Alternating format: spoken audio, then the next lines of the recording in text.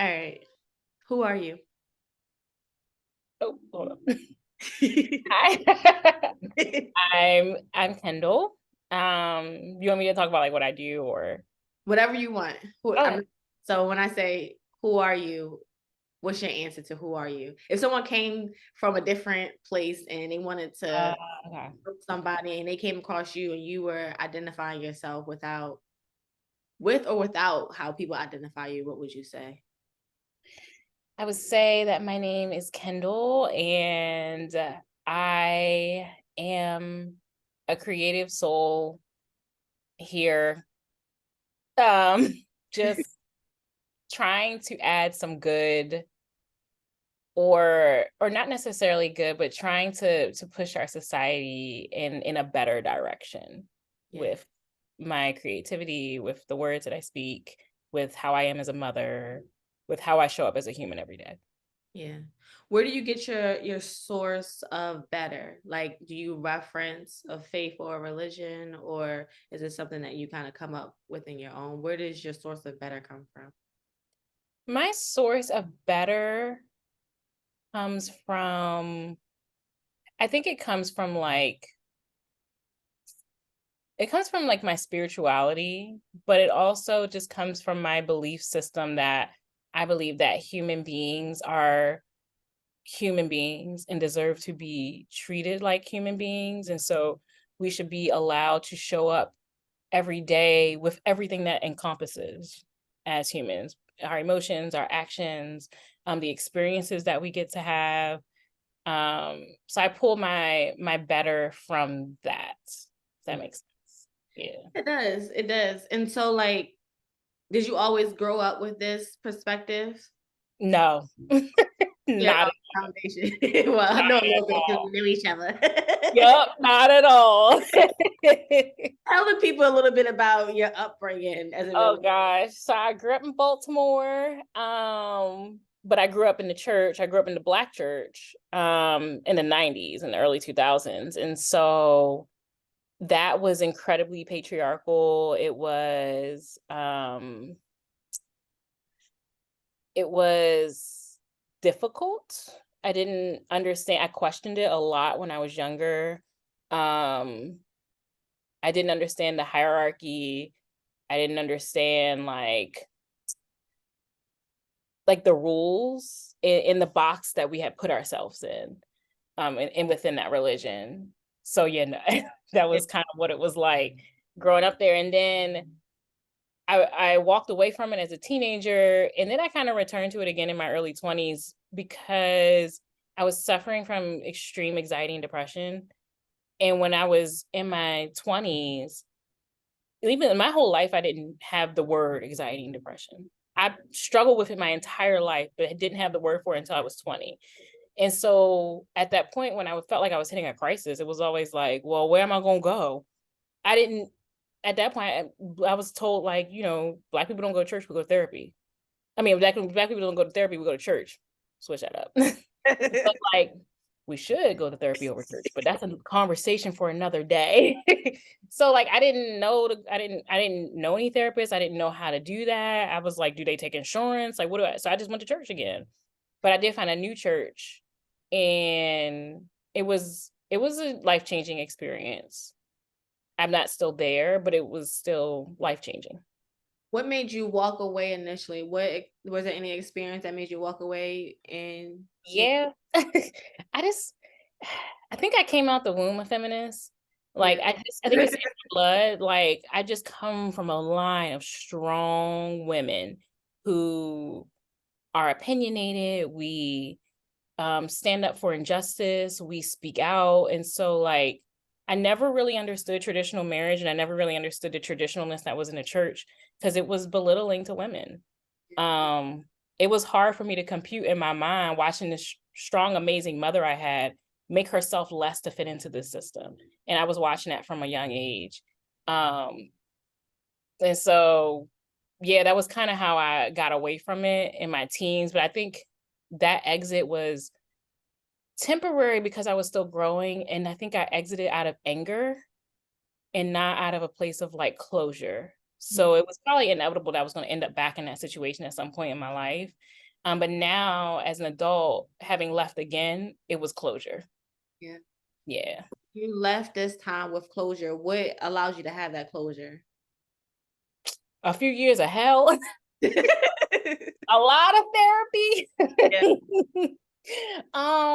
Yeah, no, a lot of therapy, a lot of self-reflection. I actually think that self-reflection was the biggest part, because for the first time in my life, I was asking myself, why do I believe these things?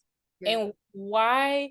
And I knew that I was feeling uncomfortable within myself, but Christianity loves to tell us that uncomfortability within yourself is the Holy Spirit working. When really, I think a lot of us are feeling in our gut that this religion isn't for us, but we don't feel the freedom to express that or explore anything else.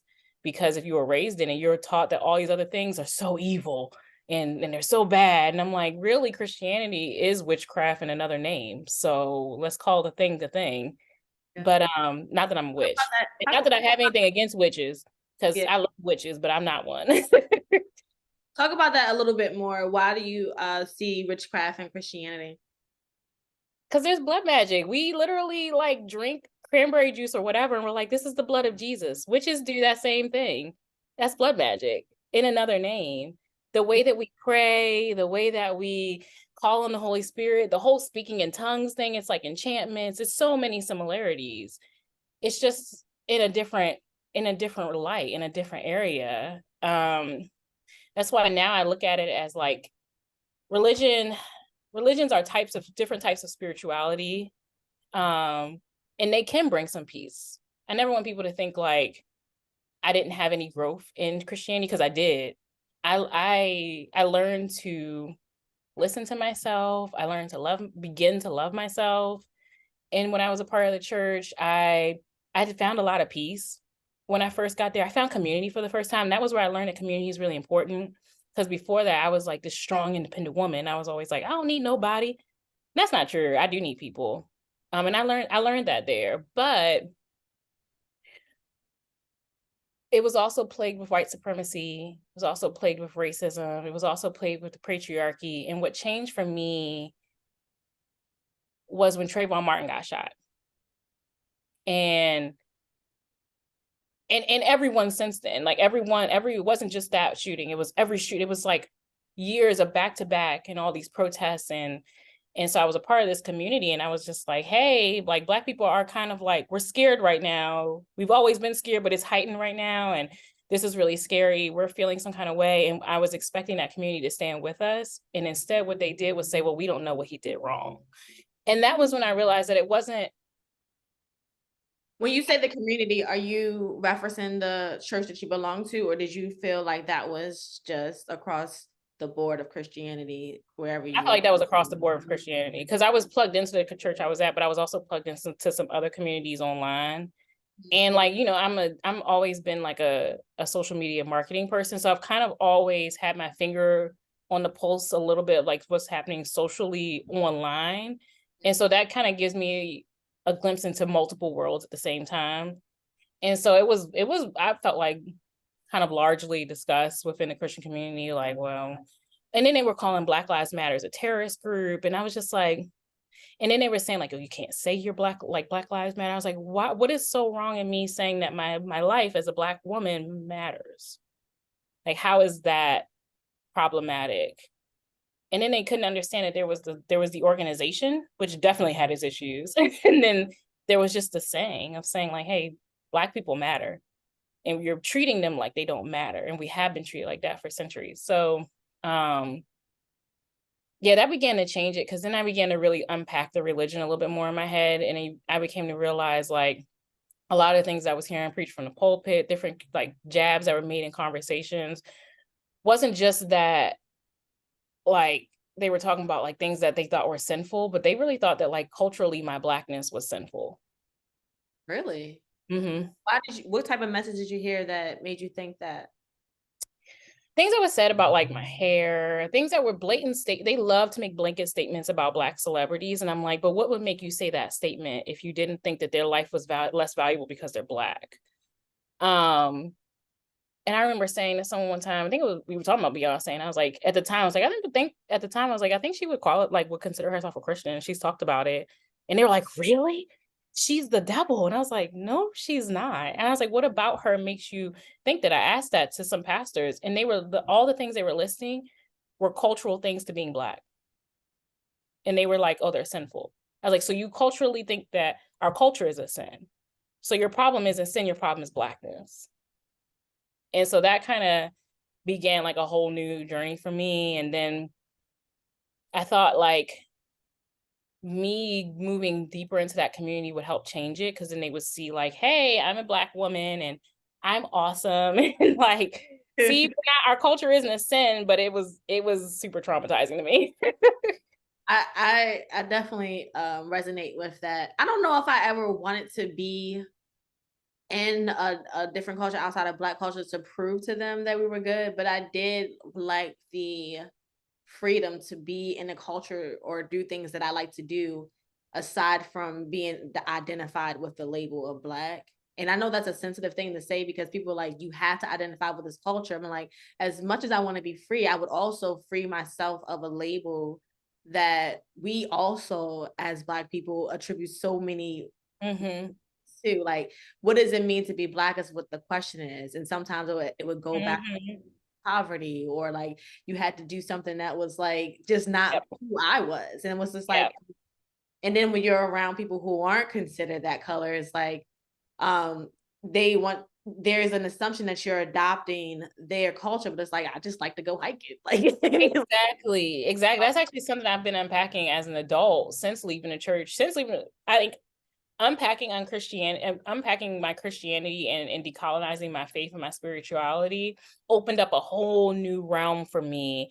And I started to unpack my gender and my sexuality and my Blackness and everything about how I show up in the world, really.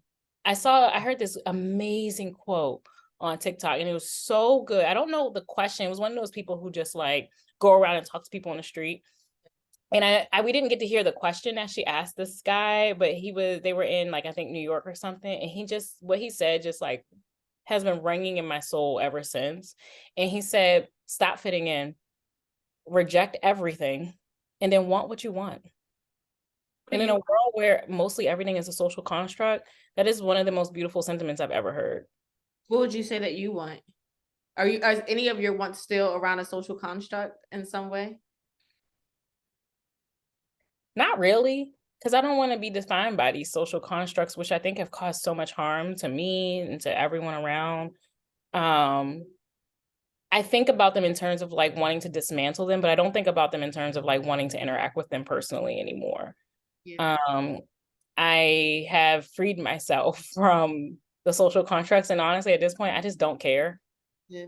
If someone says like, "Oh, you can't do blah blah blah because you're Black," I'm like, "Well, I'm Black and I do it, so that means that we can."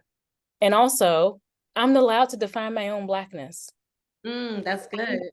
I'm allowed to define what is Black for me. I'm allowed to define what is a woman for me, or whatever I want to identify with as the day. Like it's all made up. And if it makes you miserable to fit into that social construct, you should free yourself from it. Yeah. And I would say that there's some things that I would adopt and there's some things that I don't adopt. And I'm like, even when people like, do you eat meat or do you do this? Or they want to give you a label. I always say, I don't really need the label. This is just Thank you. this is behavior that I want to do. And the other day I was in a car with the children. It was, I guess I embedded like some of my my ways with them. And we were talking about like, I don't really say that, black and white. I usually say like brown or chocolate or cream Mm, or I'll say like a deep vanilla because that's what I actually see. Because when I see black, if I identify black with my, yeah. it's not the same thing. So I that's one thing I decided not to do. Like I don't have like when they say like check mark off whether you're black or white, I'm like, for what? Like what are you going to do with this type of data? But just cause more division and divide us. And so like they were in the back of the car and one of my children said, I'm not black, I'm kind. And I was like, put that on a t-shirt because to me, although that's also a part of the social construct that they've created for us to That even is true. Yeah. say you You are know, black. that would be really problematic though in Black circles to say that. I know it would be, but that's the whole point of what you're That's saying. the whole point. Exactly. Is that I should Exactly. be able to identify. I want people to identify with their characteristics and their behaviors and the content of their character, and not just what's on the outside. Because Well, because race is a social construct. Because we're not actually Black. We have ethnicity. exactly, Like, and it is beautiful and it is powerful. it's hard to, and I find that, why is that so hard to communicate? Like, isn't it better that you show up as a character that is just good or nice Yeah. or I bold or free I versus think we sometimes, because I think you and I, we are such deep processors and we do it all the time. We've been doing it since we were kids. um Having these deep philosophical conversations. We were always meant to be like podcast hosts and leaders, you know, like thought people. But and that's just how we are. And I think sometimes we underestimate how painful that process can be for some people.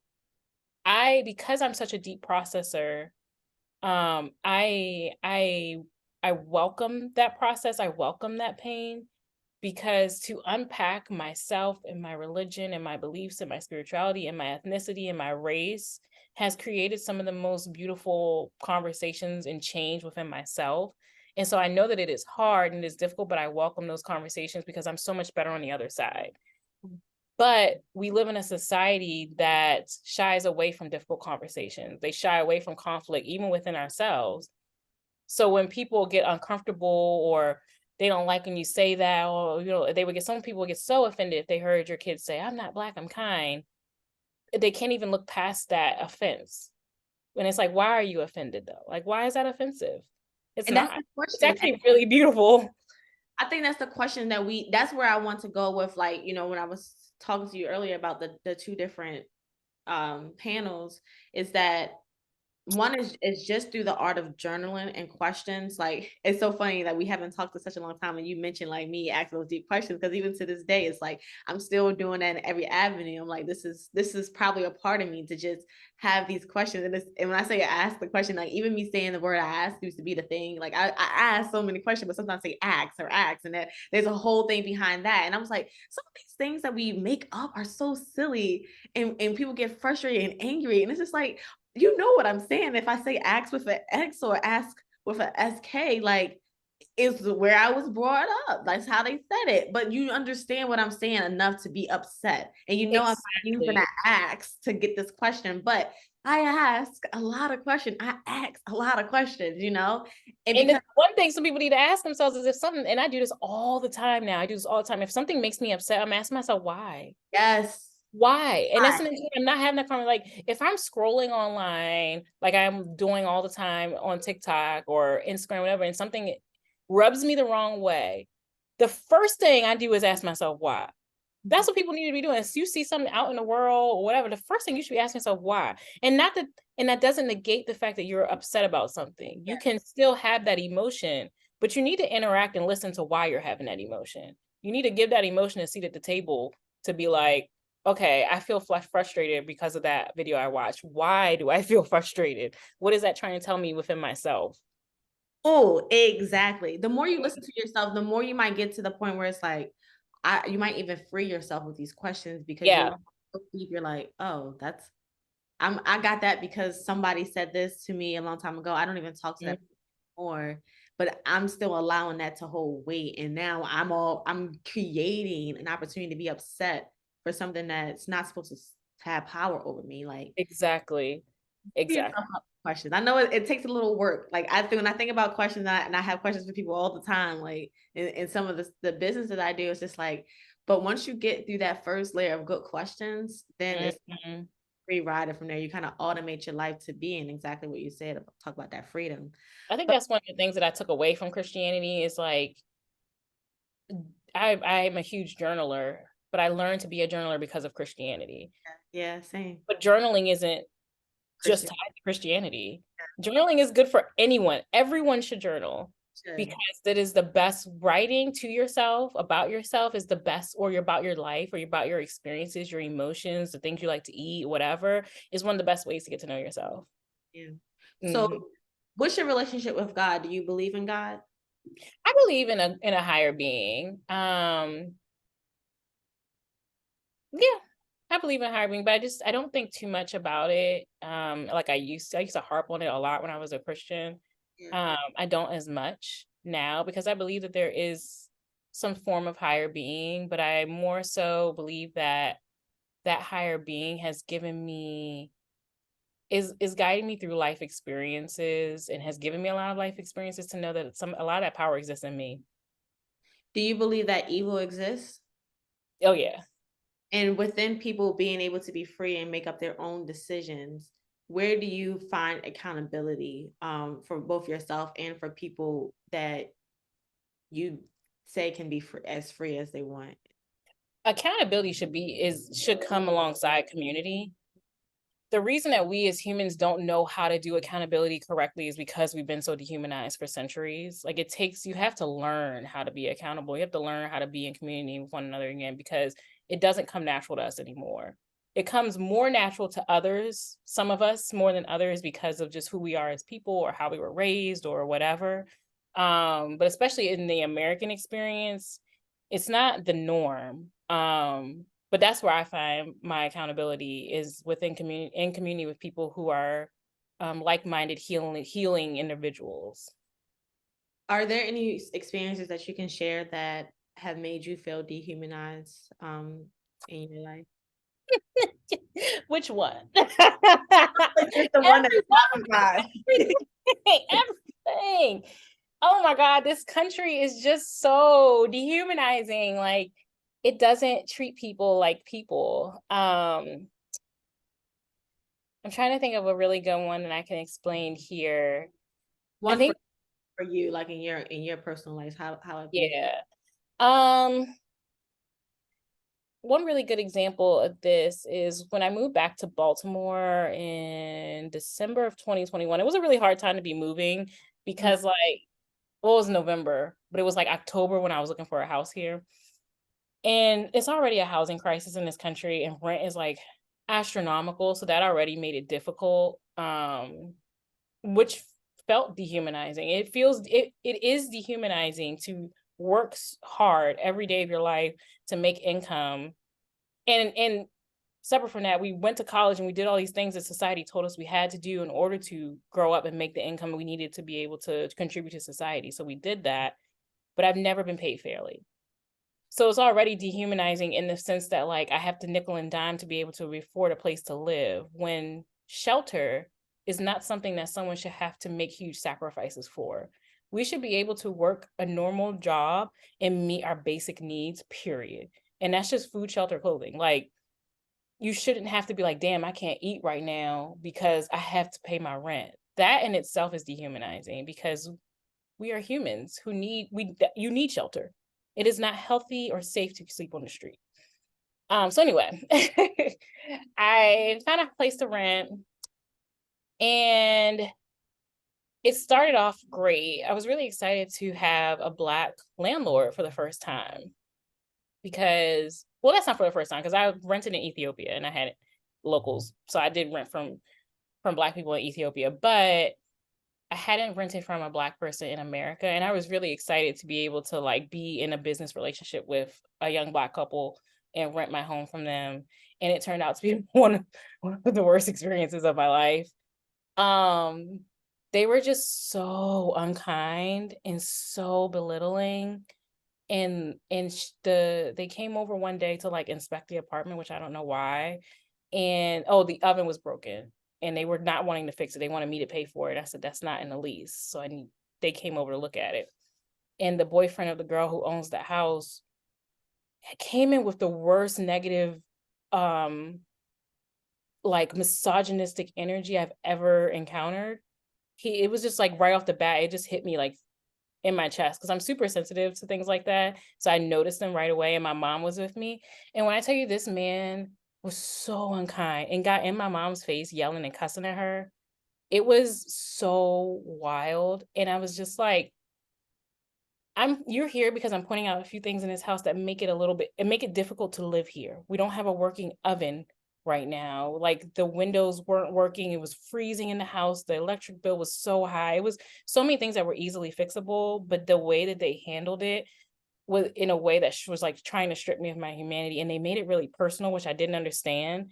And like the landlord got really upset that I kept calling the house that she owned that I was renting, I kept calling it my home, and it made her offended. And I didn't understand why, because I was living there with my kid. It was my home because that's where we live and I'm paying for it. Um, yeah. And then I found out later she was like stalking me on social media and just watching my social media to watch the house. And like she said some really degrading stuff about me and my family. And it was really, really sad. Especially because I was so excited to be able to give my money to other Black people. And that was one of the times that was really what made me realize I was already going along this thought process, but Black capitalism isn't going to save us because capitalism in itself is oppressing. And to think that Black capitalism is going to save us is incredibly wrong because it is so directly tied to white supremacy. And what is more painful than having white people treat you poorly is having your own people treat you poorly. Like that was rough. It took me a while to get over that. It was really, really hard. You it's so interesting, you're starting off and saying like it's nice to be able to work for, I mean, to like be able to give your money to someone who's Black. And I think, even growing up in Baltimore City, it's like, you see Black, Black, and then um you see us in these areas and you're like, we want better for ourselves, and then we get better for ourselves and then we treat each other the Yeah. way we do. And Yeah. that's Yeah. something that I had a similar experience just with the understanding of Black and white, which is why I said what I said before, is that it has nothing to do with the person being Black, or white. It has a lot to do with who that person is. Because Hmm. an opportunity to work for a family who who were Black and Asian, right? And but they identify themselves as Christians. And they never put Christianity on me or anything like that. That's just how they identify themselves. But their behavior was what allowed me to believe in Christianity or even God or even goodness, because their behavior with how they conducted business was so beautiful, right? And it was Hmm. nice to attach that to people.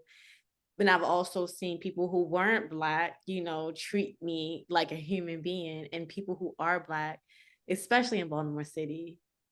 And I'm sorry, because I try to be gentle when I talk about Baltimore City, because I'm from there, but it's like sometimes I've had so many like I've had like you crackheads are everywhere, like in the deep city, and like getting all my stuff stolen one time. And I was just thinking at that moment, like, why would we do this to each other? It's Hmm. already hard.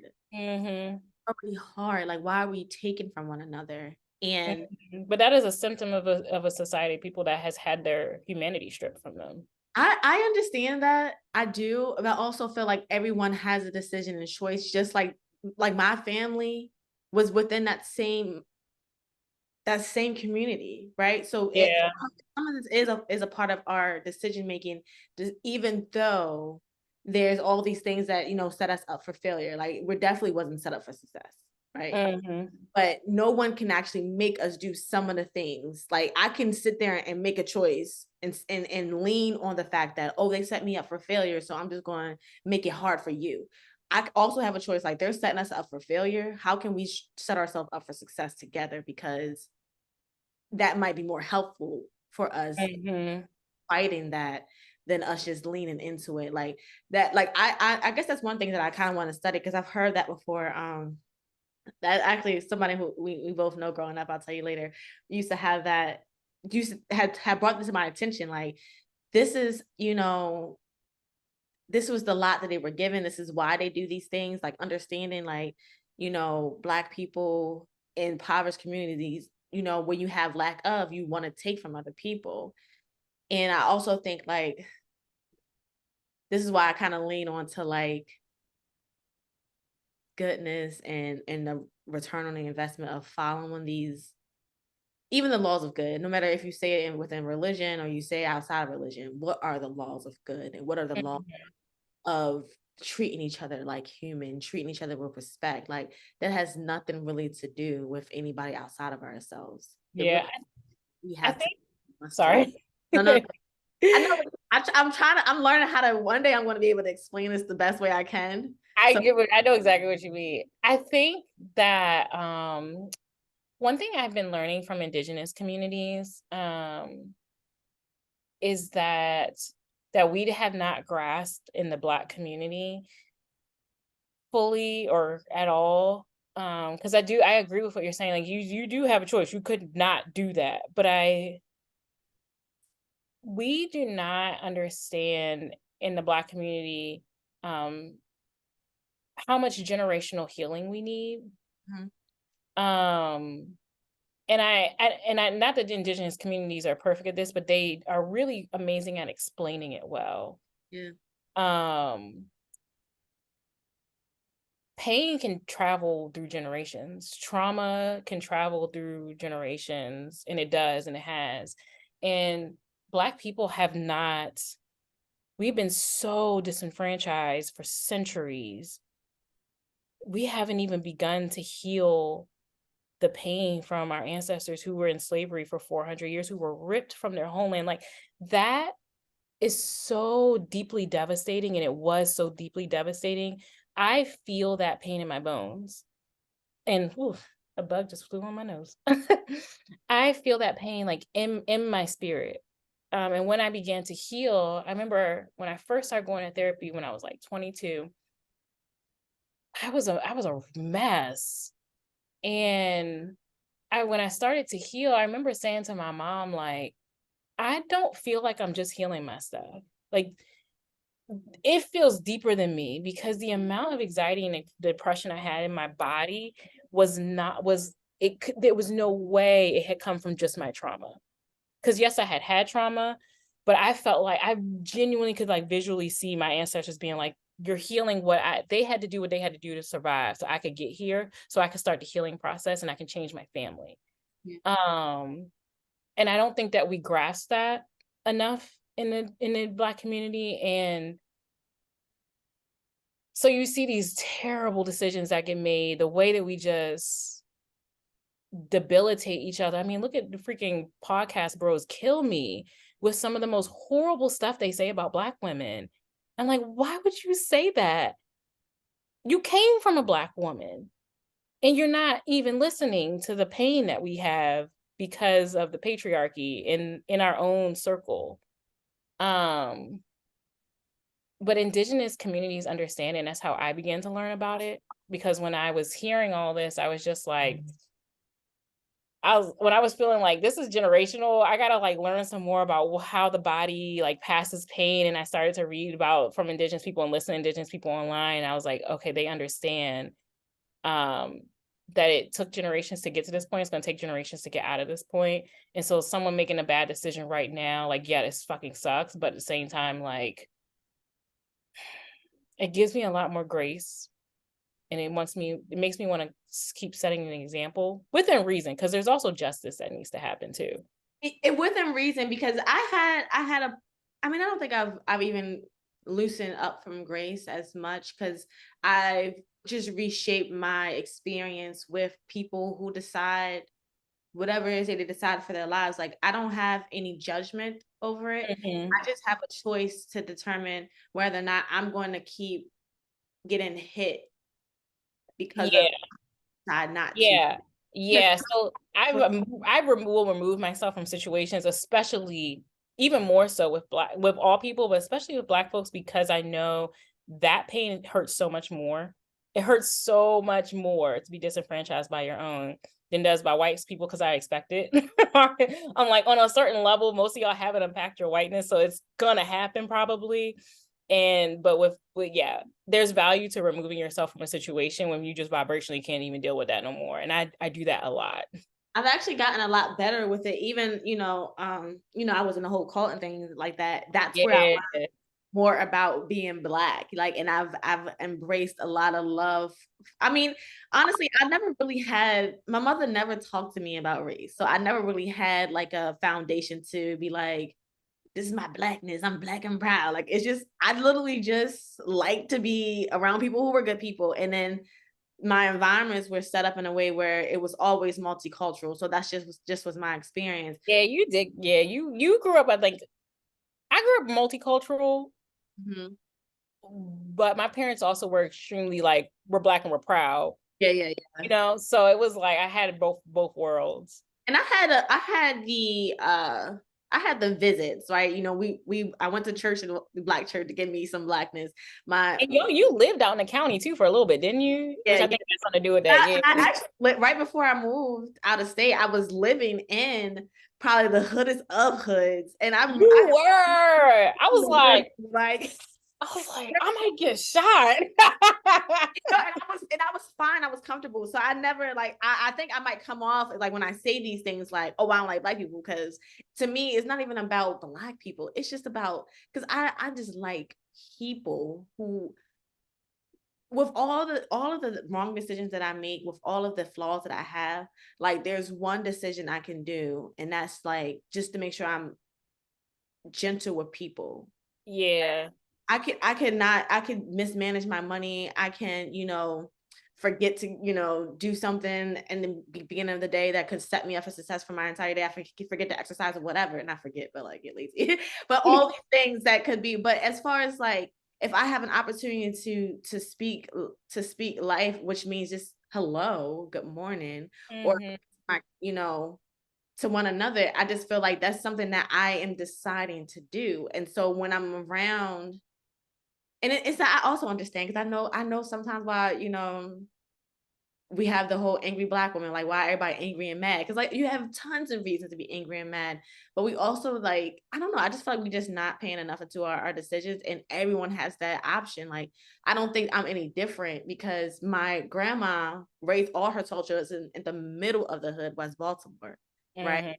Hmm. One of the sources that she used was church, right? So that was a decision that helped kind of form, even though with all the the recklessness that can happen with human beings, like this is a source where people are trying to be better, and the outcomes of these children, all these 12 children, is that you know for the most part, I don't know, maybe somebody is doing something crazy, but everybody is like trying to be their best, so like when I look out and I'm like, and I when I have grace, it's like the grace is definitely going to be there because it's not mine to give. Like Hmm. I don't. I mean, I can't even now. I'm removed from saying you should do this and you should do that. It's like you created Yeah, to do. Like if that's what you want to do, you cannot make it other people's burdens and then get mad at them if they can't perform for you if you decide to make those decisions and choices. that's true. Yeah, that's really powerful. That is true. You know what I mean? Like And I always think it's really important to remind people too that multiple things can and are often true at the same time. yeah, yeah. And I Because think that yeah, and I think that we forget that a lot. believe. Um, that your statements are not invalid. Someone may not be able to meet them at that level of intellectualism because of where they are in their life, but they're very valid, and multiple true things are always true, usually at one time. Yeah. And I've worked on like having mercy because I feel like, maybe it is when we talk about generational trauma, I feel like maybe there was something generationally that I got blessed with when it comes to maybe it was just maybe the prayers and my grandmother actually did work, right? Hmm. Maybe it was because, the she believed so much and prayed over her children and her children's children that it gave me a little bit more mercy than I'm able to today, not have to not feel like I had to make a decision that could, have me be a crackhead on the street and Hmm. someone else's life, it Hmm.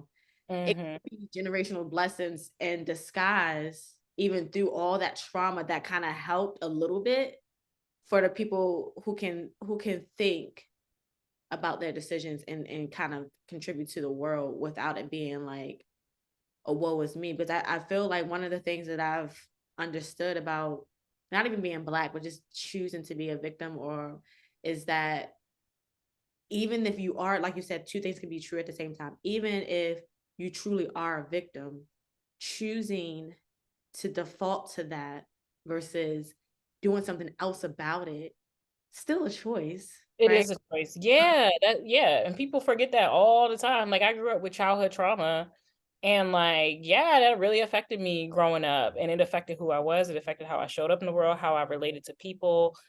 But now I'm 33 years old. So, if I'm still allowing that to make me a terrible person at 33 years old, that ain't on nobody but me.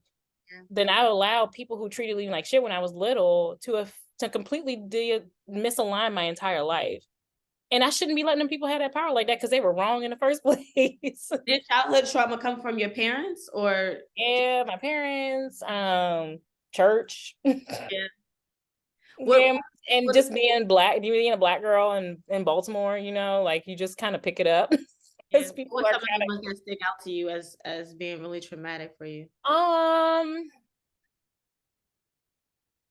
probably, like, one of them is, like, my parents' marriage. I love my parents, I'm still incredibly close to my parents, but, like, I think they're an example of 2 people that probably should have never got married. Mm, Um, and that has made me, like, unpack um,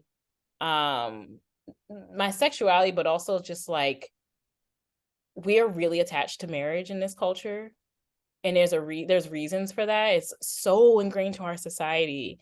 And I've kind of unpacked that for myself because of that trauma. Um, and just kind of came to the realization I don't really think it's for me. yeah. What marriage isn't for you? Yeah. Would you ever what would you like be by yourself or would you be in with a No, partner? I would no, I want to be in partnership with someone with multiple people, but I don't know. I would be surprised if I got married. Yeah. Yeah. I'm not completely ruling it out because, like, I don't like to put myself in a box to say that I won't change because I'm always changing and growing.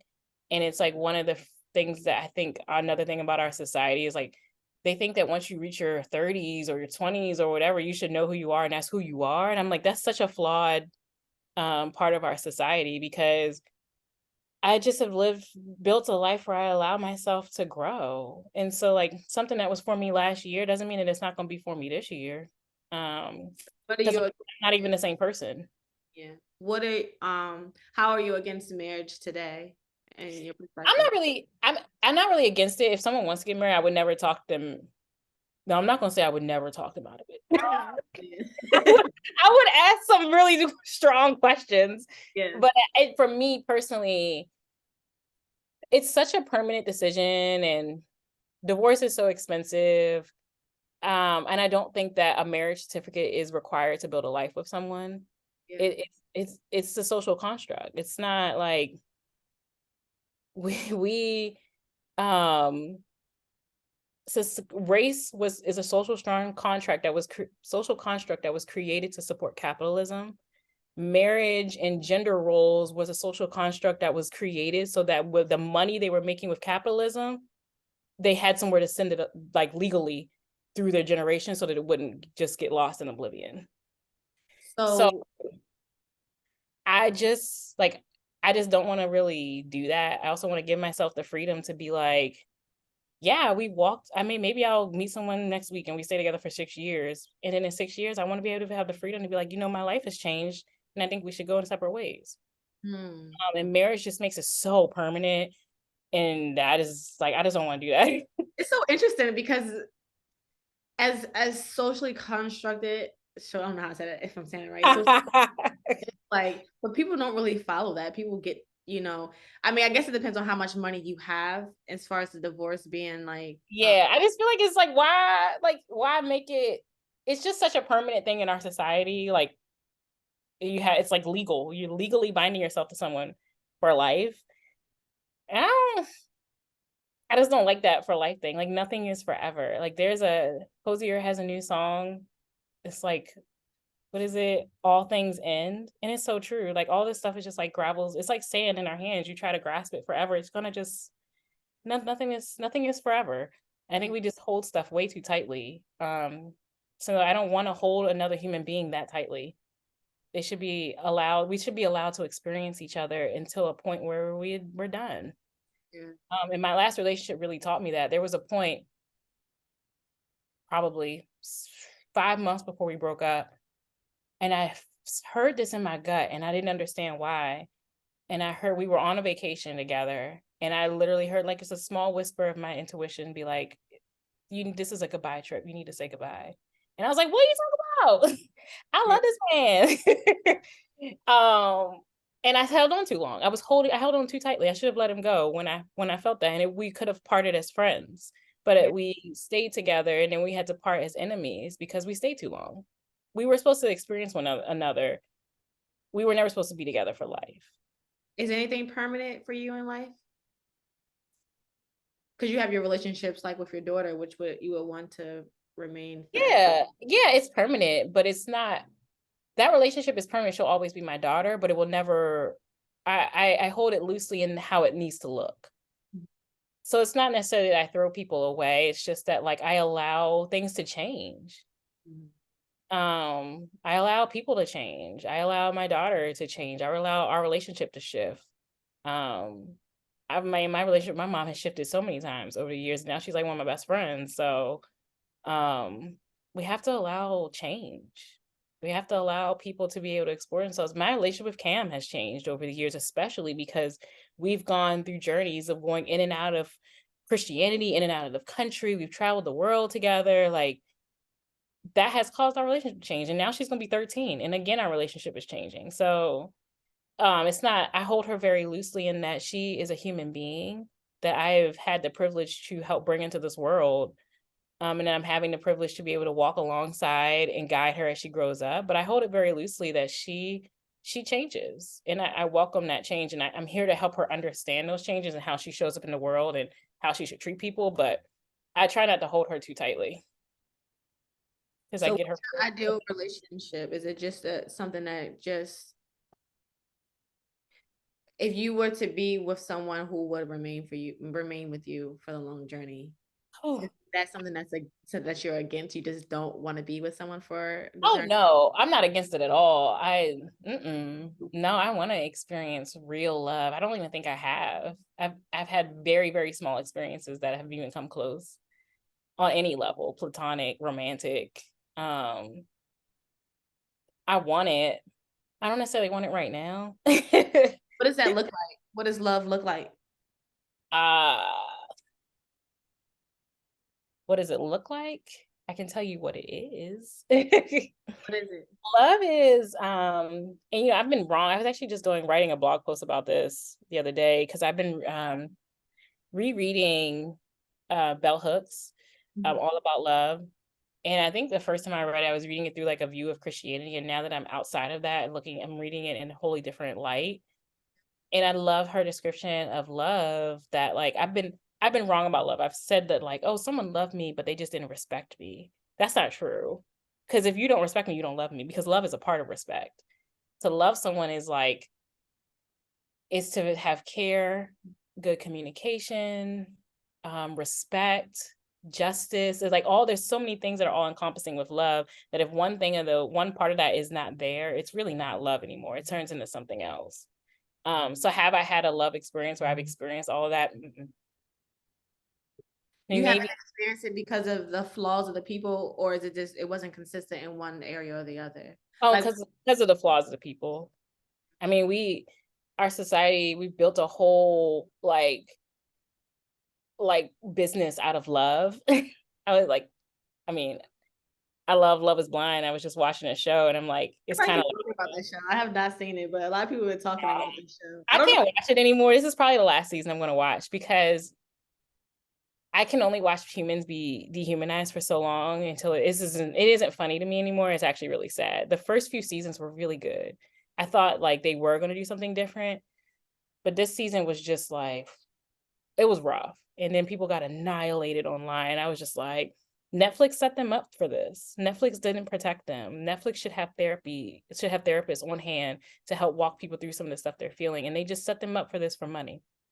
This isn't funny anymore. But anyway, Yeah, I had to see it to get yeah, context. you guys see it to understand it. But like we make a whole there's a whole consumer world that has to revolve around love, and it's so clear when you watch these things like Love Is Blind that the people who created it have never experienced love.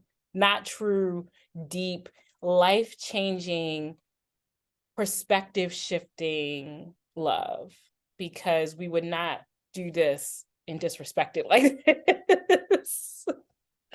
I think, Um, yeah, the way that I will look at it is I feel that there is an opportunity to experience it. The way people experience is going to be different on, what they program in their life. Like whatever you program, you can get that output. And I think for me, I definitely have experienced love. And I think, just removing everything that is capitalized with love and all the business of love, like those things have made their way through, but it doesn't take away from love really existing. yeah, I don't know if we can really talk about like, or not talk about, but like really experience love until we unpack the patriarchy, because Yeah. like men have they have a higher commitment to the patriarchy than they do to wanting to be in relationship with women. And so, well, heterosexual men. And so until that is dealt with, we can't even But love. you say Like, it, like if I was straight, I would not be dating a man. I'm like, I don't know. I do would you be, have I that would, feeling about all men, or do you just feel like it's the men that you've experienced and observed? no, it's all men. No, it's All all men. men are like that? Yes, yes. They All really all men? men, all men. Unless, I mean, when I say all men, I mean the majority. The majority of men have a higher commitment to the patriarchy than they do to wanting to be in a relationship with women. What do you mean by commitment to the patriarchy? They are committed to this picture that the patriarchy has told them is a man, way more than they're committed to women. And you see there's such a, I can't remember the numbers right now, but the divorce rate after the pandemic is higher than what it even was. And not only that, like there's so many millennials and Gen Z who are like, I'm just not getting married. Like, and so many straight women, because I'm a strategist, I'm online all the time. And it's so all across Reddit, TikTok, Twitter, I don't care what platform. Women are deciding they're just not, straight women are like, I'm just not gonna date. I'm just gonna be single, Yeah. because it is harmful. And men have not, as a large community, men have not impacted at all. And I even see it, like I love my dad. I care for him deeply. But he is committed to the patriarchy over his family, over his marriage, over his wife, and they don't see it in that like that, but it's in their actions. What do you think this has anything to do with your sexuality and how you see men as far as relationship and why you choose women, or why do you choose women? Well, I actually identify as queer, so I would date women or gender fluid or non-binary people. It probably has something to do with that, because I'm not attracted to abuse. I don't want to be abused, but it's also just like my attraction is not just about who who looks physically good to me. It has to be, it's about mind, body, and soul. And because of the way men have been conditioned for generations by the patriarchy, it makes them unable to connect deeply in the way that they really should, to be able to have that mind body experience. To them, it's just body. And to them, a lot of them are just feel like they're fitting a role. Like they haven't unpacked why they want to be married, why they're attracted to women, why, like they haven't even unpacked their own manhood. Like, what does it mean to be a man for them on a singular level? And I'm generalizing. Of course, it's not all men. There are men that have done this, but the majority haven't. There's a reason that the majority of mass shooters are men. You What do don't you, really doing that. do you think it's all on the man, or do you think women have any air in? No, because women can also be a part of it. Mhm. Women can feed into it. Women, and it comes across very subtly. It comes across in the women that are like, I can't really be friends with women. They're just too much drama. That's an idea of the patriarchy, because that ain't even true. I'm like, have you seen, men are dramatic, please. That is a lie that men have been repeating for eons. That ain't new. Like, and so it showed, yeah, women definitely feed into that. And so women, it's the same with like when you talk about black and white and how Black people have to unpack their own internalized white supremacy that just has been ingrained in us because of society. Women have to unpack their own internalized patriarchal misogyny, misogynoir, whatever you want to call it, to be able to really show up for other women and to be able to really love themselves. Because the patriarchy will be so embedded in us that we don't even know how to love ourselves as women Mm. or whatever a woman is. Because really, everyone, I don't care what your sexuality is, I don't care what your religion is, everyone would benefit greatly from unpacking their gender and asking themselves really hard questions about why do I wear the things I do? Why do I do the things I do? Why do I carry myself the way that I carry myself? And do these things actually make me happy? Or do I do them because this is what society told me it is to be a woman? Do you think even the identification of a feminist, or the identification of anything that you do, is also still a part of what society is teaching you and telling you to? Yeah, 100%, which is why sometimes I don't even use those labels, but it's still the easiest way to help explain some things because I am a communicator. So sometimes you have to use them because it's the only way people will understand. But I struggle using words like feminist or I struggle even labeling myself because I don't want to use something to describe myself in this conversation, and then someone watches it a year from now and they think like, well, she said this on this day, so this is who she is. Because when you label yourself something one time, the world will take it and run with it. And then you're never allowed to be anything else. Yeah. And that's really harmful.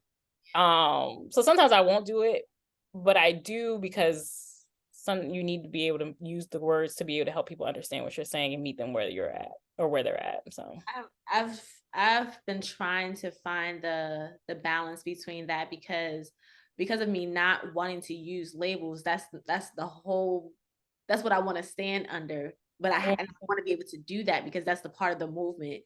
But it's even with SEO, like if I'm trying to say what I want to say, like I'm not gonna be able to reach anyone because no one's gonna be searching the way that I think with my movement.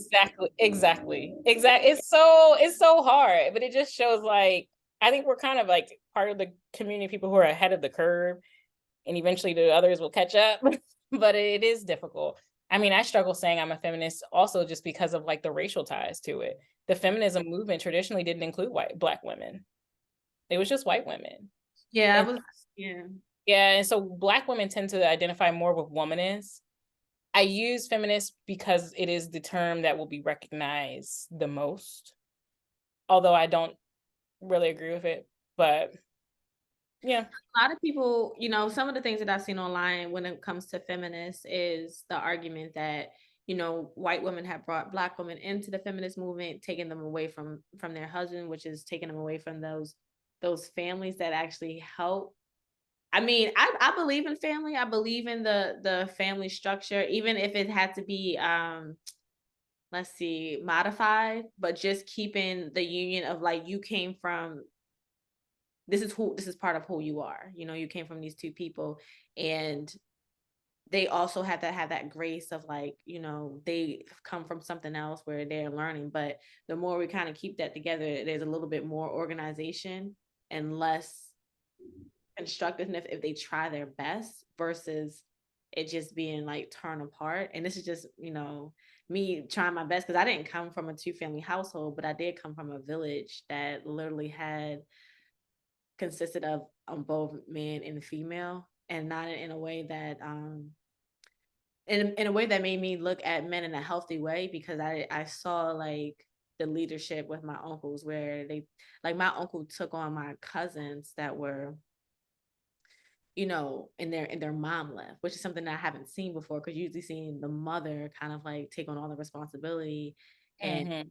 man is gone. But like seeing behavior where he took his children, took care of his children, and followed through with that, those are the type of experiences and perspective that I see. And so now when I look out in the world, I'm looking for the good and the family unit.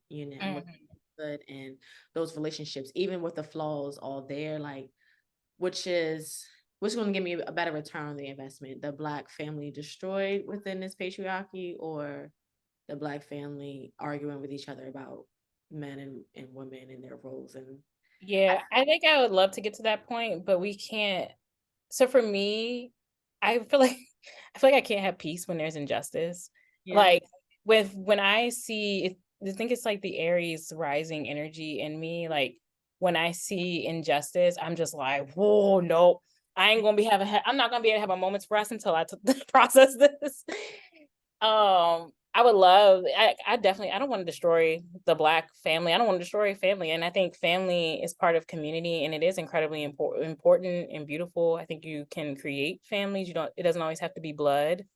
yeah, Um. yeah, I do too. um and I mean, and yeah, I think your uncle taking on those childcare responsibilities is amazing, but it doesn't mean that he doesn't have some toxic masculinity that may need to be unpacked. And a lot of times we assign like the lowest, like men can meet the bare minimum requirement, but then women just carry so much load. We carry physically a lot of load in the house. We work a lot of times. We stay at home moms a lot of time, and we're carrying the mental load of that. And it has created a weathering across Black women.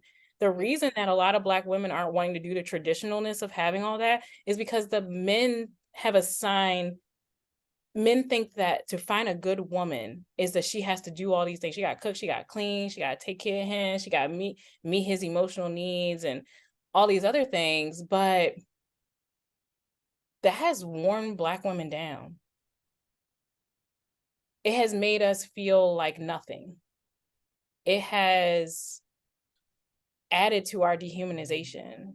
And that's all that women are trying to say. It doesn't, and it's never going to be blanket. There are some women that are so that taking care of their family that makes them so happy.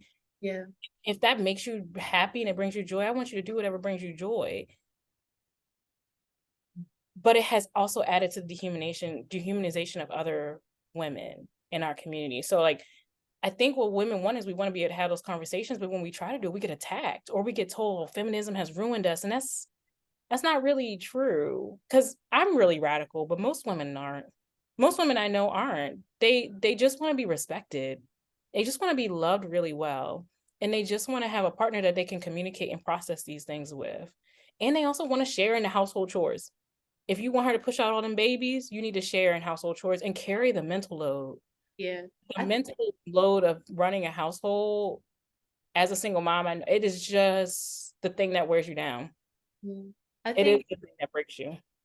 between the both of us, I mean not us, but between men and women, I I see both sides being having validity in whatever they feel, and but less but giving each other less grace and opportunity to express that in a way that actually brings them together more.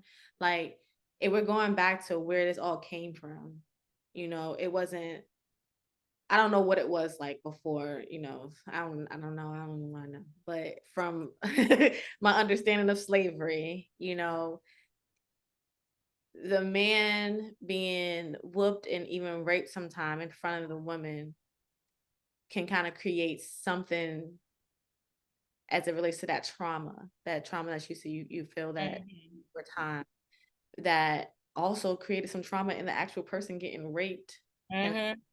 over time in these men. So everyone kind of has their trauma, and everyone has the burden for themselves to unpack the trauma before dealing with one another. And I think that's only fair because sometimes when I'm hearing these arguments online between men and women, I'm always like, can anyone even go back to why we are here? Where did it all come from? Where was Right. if we are saying it's patriarchy, that leans like it's only the men's fault, but like let's just keep going back and So the patriarchy, and I think people need to like open their minds about this. The patriarchy is a social construct as well. And I don't blame men. I blame men for not unpacking it sometimes. But yeah, it's so deep in our society. I don't really I feel bad for them more than I blame them. I get pissed off because it is the existence of the patriarchy is really dangerous for women because we're the ones that get killed. We're the ones that are getting abused. We are the ones, men are the ones mass shooting all over the place. And it's not even a race thing. This crosses racial borders. yeah, Um, so like, Yeah, like I do feel bad, and I have grace and understanding on both sides, but I think it kind of goes back to what you said. This is why I kind of landed with like how I do my work, because at the end of the day, it isn't really a black white thing or anything like that. It's not even a man woman thing. As a collective community of human beings on this continent, we have been dehumanizing one another for centuries, Mm. and it has affected us all. And mostly it has been white people doing the dehumanizing, or starting it. But like, but even they have a part in this that they have to unpack. Like, Because one of why?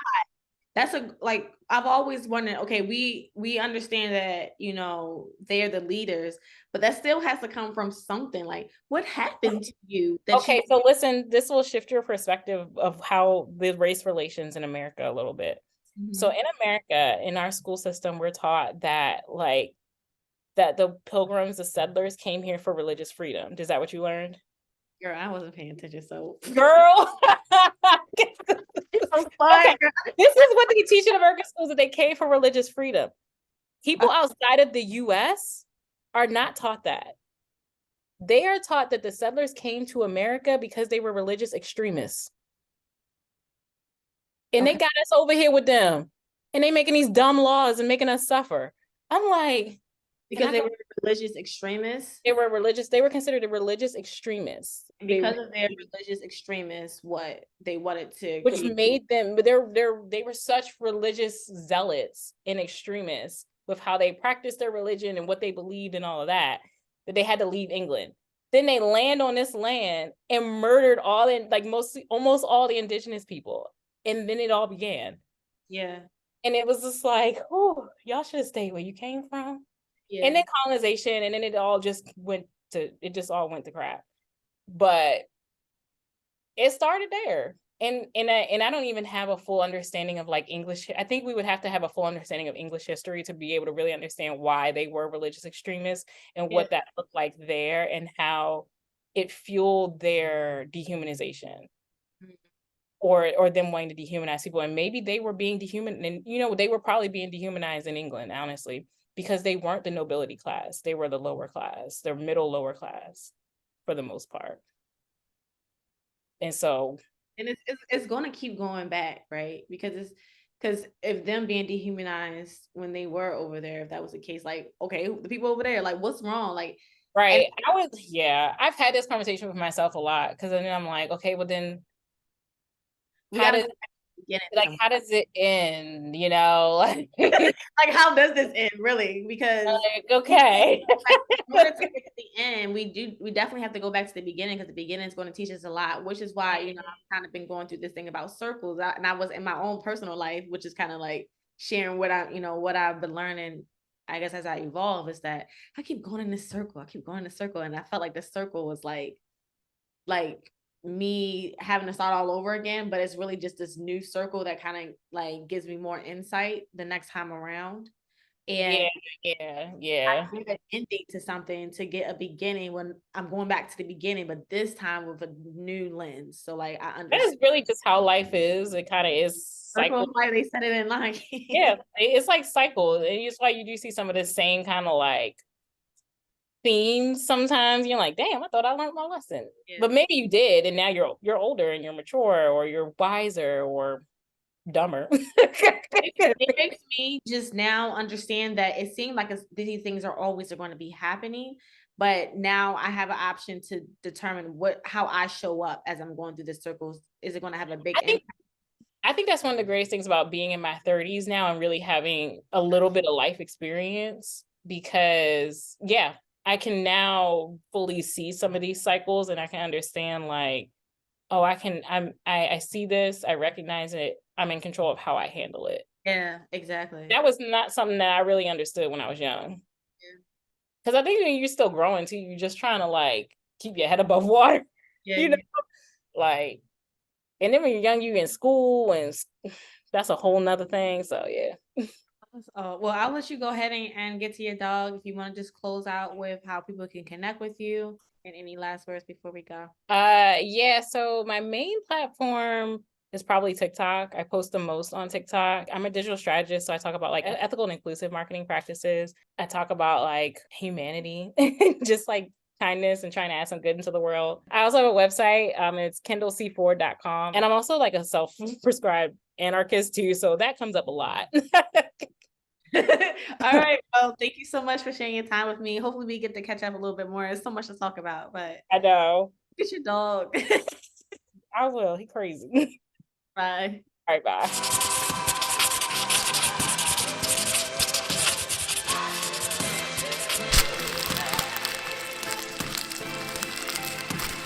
This experience is brought to you by peaceequations.com. Choose life, choose joy, choose peace over chaos.